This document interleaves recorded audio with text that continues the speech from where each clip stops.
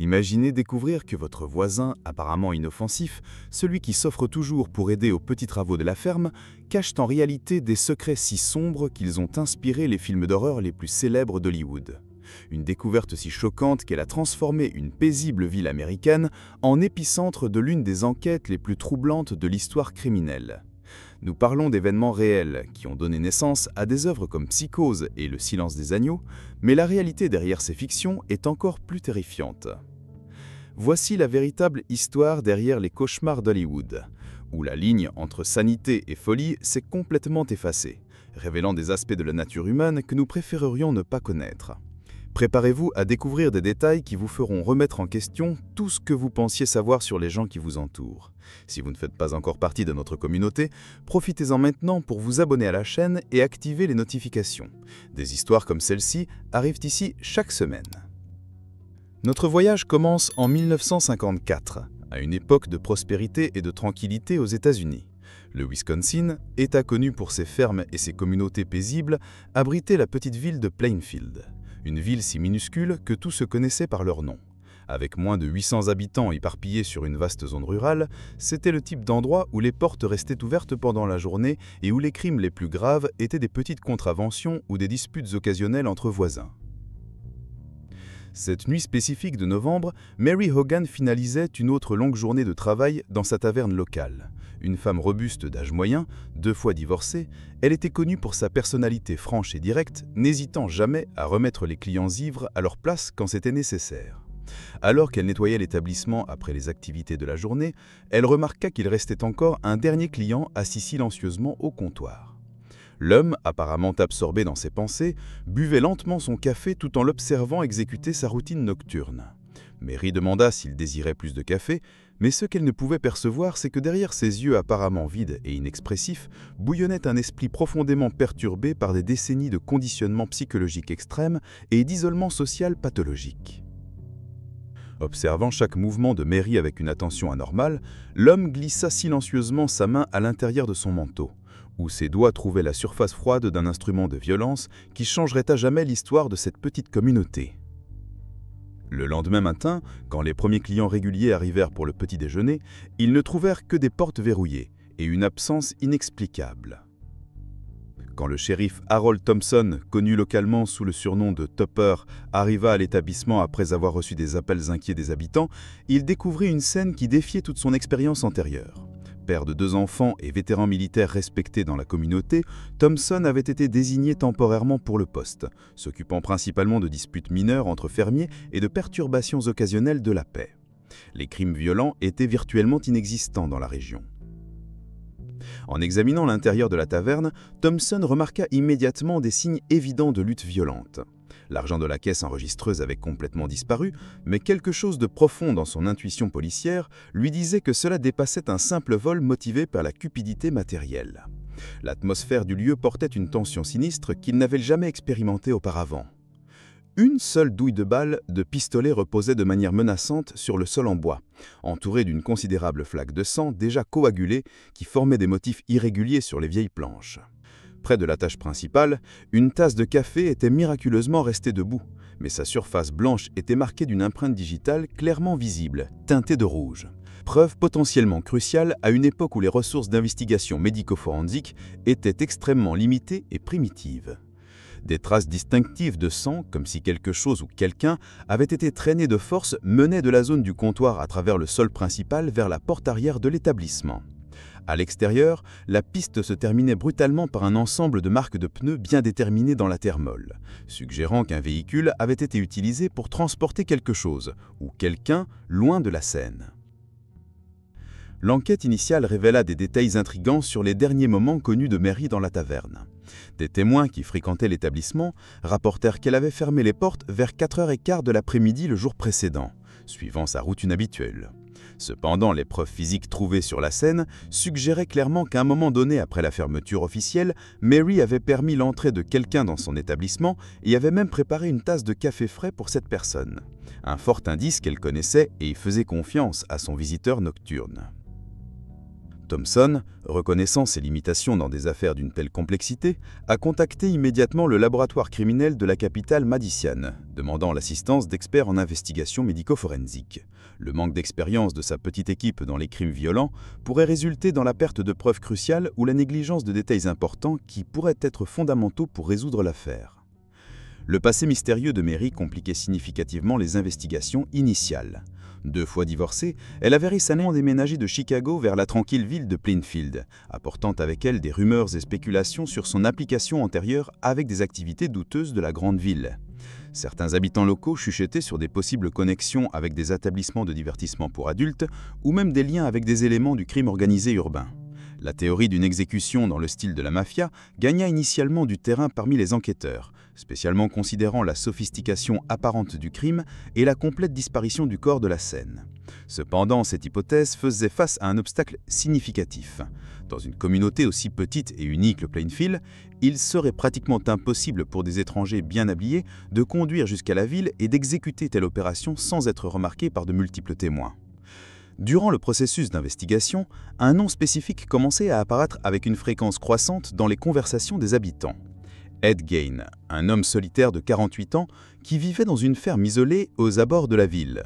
Connu pour toute la communauté pour sa disponibilité apparemment inépuisable à aider les voisins avec divers travaux et tâches domestiques, il était vu comme une figure excentrique, mais fondamentalement inoffensive. Son apparence physique contribuait à cette perception d'innocuité, un homme de petite stature et frêle, avec des manières soumises et une tendance à éviter le contact visuel direct pendant les conversations. Il s'offrait régulièrement pour couper du bois, réparer des clôtures, porter du foin et même s'occuper d'enfants quand les familles locales avaient besoin d'assistance temporaire. Cette générosité apparente avait établi une réputation de réhabilité qui masquait complètement sa véritable nature. Cependant, il existait un épisode troublant dans son passé récent que certains habitants plus observateurs se rappelaient avec un malaise croissant. Approximativement une décennie avant la disparition de Mary Hogan, Ed et son frère aîné Henry étaient sortis ensemble pour réaliser un brûlage contrôlé de végétation sèche dans une zone proche de leur propriété familiale. Quand des vents inattendus firent que le feu se répandit rapidement au-delà des limites prévues, les deux frères se séparèrent dans la confusion pour essayer de contenir les flammes sur différents fronts. Quand les flammes s'éteignirent finalement des heures plus tard, seul Ed émergea de la zone brûlée. Prétendant avoir perdu son frère dans la fumée et la confusion, il courut immédiatement vers la propriété voisine la plus proche, demandant désespérément d'aide pour organiser une équipe de recherche. L'aspect le plus troublant de cet incident fut que, quand la recherche commença, Ed guida le groupe de volontaires directement et sans hésitation jusqu'au cœur de Henry, comme s'il savait exactement où le trouver. Le cadavre de Henry présentait des caractéristiques extrêmement suspectes qui contredisaient l'explication officielle de mort par inhalation de fumée. Ses vêtements et cheveux ne montraient pas de signes de brûlure significative, mais il y avait des hématomes mystérieux et des blessures contondantes dans la région de la tête qui semblaient incompatibles avec les effets typiques d'asphyxie par fumée. Ed expliqua ces lésions en suggérant que son frère avait probablement trébuché et s'était cogné la tête sur une pierre pendant sa tentative de fuite des flammes. Malgré les circonstances hautement suspectes, l'investigation de cet incident antérieur fut superficielle et rapidement classée. Le médecin légiste local, sans ressources ni expérience pour conduire une autopsie détaillée, attribua officiellement la mort à l'inhalation de fumée toxique. La communauté, réticente à soupçonner un de ses membres établis, accepta la version des événements présentée par Ed, bien que beaucoup gardassent des doutes privés sur la véracité complète de son histoire. Thompson découvrit graduellement que Mary Hogan n'était pas la seule personne à avoir disparu mystérieusement dans la région durant les années récentes. Une révision minutieuse des archives révéla une série préoccupante de cas non résolus, tous survenus dans un rayon d'approximativement 2 heures de voyage de Plainfield, suggérant la possibilité d'une connexion sinistre entre les événements. Le premier cas impliquait Georgia Weckler, une fillette de seulement 8 ans qui avait disparu en plein jour alors qu'elle marchait de l'école vers sa maison, une distance de moins d'un demi-kilomètre, à travers une zone résidentielle familière. Des témoins rapportèrent avoir vu une berline Ford sombre circuler dans le quartier à l'heure approximative de la disparition, et une personne affirma avoir brièvement observé une jeune fille sur la banquette arrière du véhicule, apparemment demandant à rentrer chez elle avant qu'un homme la pousse hors de vue. Le second cas impliquait de chasseurs expérimentés. Victor Travis, 42 ans, et son compagnon Ray Burgess, qui étaient partis ensemble pour une expédition de chasse aux cerfs dans les forêts denses près de Plainfield. Malgré leur connaissance intime de la région et leur haute compétence dans les activités de plein air, aucune trace des hommes ou de leur véhicule ne fut jamais découverte, même après d'extensives opérations de recherche impliquant des dizaines de volontaires locaux. Le troisième cas, survenu seulement un an avant la disparition de Mary Hogan, impliquait Evelyn Hartley, une adolescente responsable qui travaillait comme babysitter dans une résidence locale quand elle disparut pendant la nuit. La scène trouvée le lendemain matin était particulièrement troublante. Du sang répandu dans plusieurs zones de la maison, des signes évidents de lutte violente et seulement une de ses chaussures laissée derrière comme preuve silencieuse de la violence qui avait eu lieu. Les marques de traînage trouvées tant dans la maison que dans la cour suggéraient que Evelyn avait été blessée sur place et postérieurement enlevée de force par les agresseurs. La similarité avec le modèle qui serait postérieurement observé dans le cas Mary Hogan était indéniable. Une victime féminine attaquée dans un environnement familier, preuve de violence significative et la complète disparition du corps de la scène primaire. En analysant ces cas ensemble, Thompson fit face au défi d'identifier des modèles cohérents entre des victimes qui, superficiellement, semblaient avoir peu de choses en commun. Les âges variaient drastiquement, depuis une enfant de 8 ans jusqu'à une femme d'âge moyen. Les genres incluaient tant des hommes que des femmes. Les circonstances des disparitions couvraient tant des situations diurnes que nocturnes, des environnements domestiques et de plein air, des victimes seules et en groupe. Le seul indice physique cohérent entre plusieurs cas était la mention répétée d'une berline Ford sombre vue dans les environs des lieux de disparition. Malheureusement, dans une communauté rurale où ce modèle de véhicule était extrêmement commun parmi les fermiers et travailleurs locaux, cette information fournissait peu de valeur investigative pratique pour identifier un suspect spécifique. Pendant que les autorités locales luttaient pour trouver des connexions entre ces cas troublants, quelque chose d'encore plus sinistre et macabre se produisait sous la protection de l'obscurité dans les environs tranquilles de Plainfield. Les cimetières locaux étaient systématiquement violés par un profanateur de tombes qui opérait avec une précision presque chirurgicale et une connaissance détaillée des pratiques d'inhumation. Armé d'outils d'excavation appropriés et d'une lanterne discrète, cette figure sombre sélectionnait soigneusement des sépultures fraîchement creusées, se concentrant spécifiquement sur les tombes de femmes récemment décédées. Le processus était exécuté avec une efficacité troublante, excavation silencieuse pendant les heures les plus sombres de l'aube, ouverture minutieuse des cercueils, enlèvement sélectif du contenu désiré et recomposition méticuleuse de la sépulture de façon à ne pas laisser de signes évidents de perturbation. L'objectif de ces attaques nocturnes au cimetière dépassait toute forme conventionnelle de vol matériel. Le profanateur ne démontrait aucun intérêt pour les bijoux, objets personnels précieux ou autres articles traditionnellement visés par les voleurs de tombes. Au lieu de cela, son attention était entièrement sur les cadavres eux-mêmes, spécialement ceux de femmes d'âge moyen qui présentaient certaines caractéristiques physiques spécifiques. La méthode d'opération variait selon les besoins apparents du perpétrateur à chaque incident.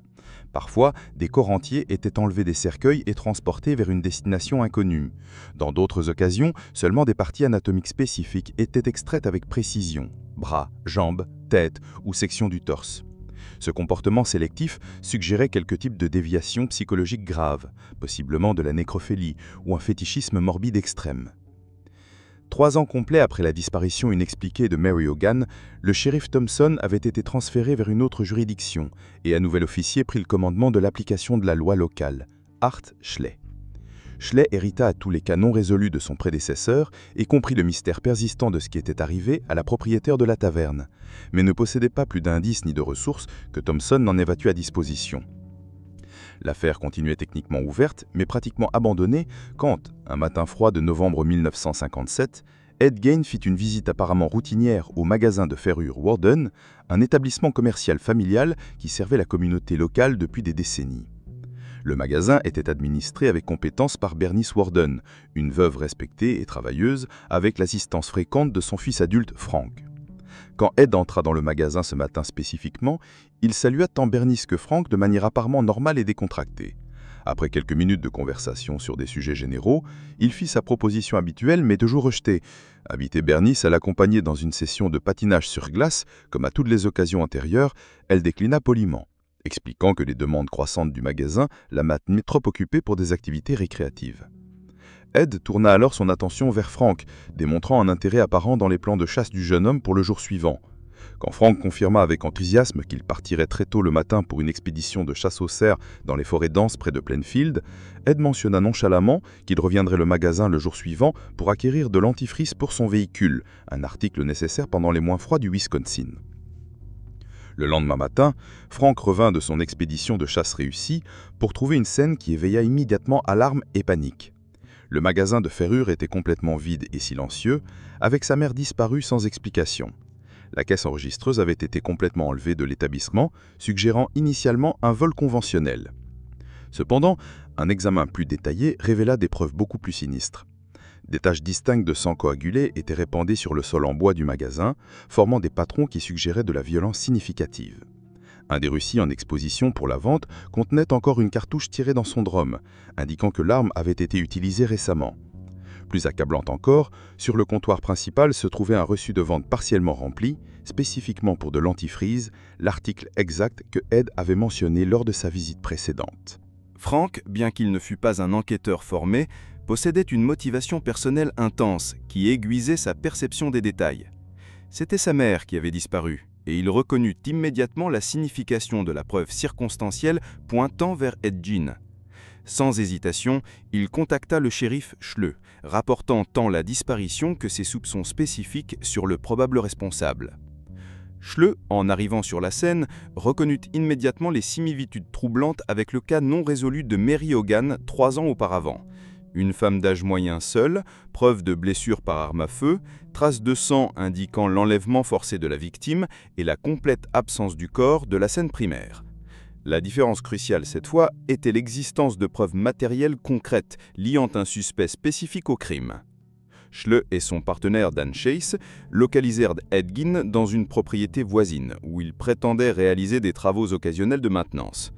Quand il fut abordé pour interrogatoire, Ed essaya initialement de maintenir une façade de normalité, mais son histoire sur ses activités du jour présentait des incohérences évidentes et préoccupantes.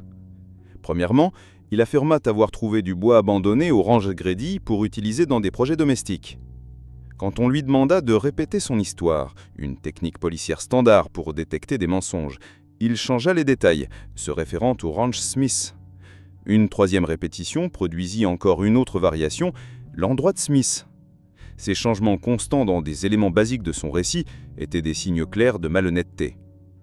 Quand il fut confronté directement sur le sort de Bernice Warden, la façade psychologique d'Ed s'effondra dramatiquement. Avant même que les policiers confirment quelque information spécifique sur le destin de la femme, il demanda anxieusement « Elle est morte, n'est-ce pas ?» Une réaction qui révélait une connaissance intime d'informations qu'un innocent n'aurait pas dû posséder. Face à cette preuve comportementale claire de culpabilité, Schleu arrêta Ed Gein.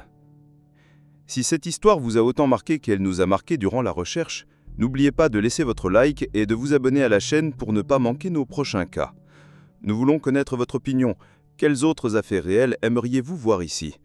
Laissez vos suggestions dans les commentaires. Votre participation est fondamentale pour choisir les prochains mystères que nous allons investiguer ensemble. À la semaine prochaine.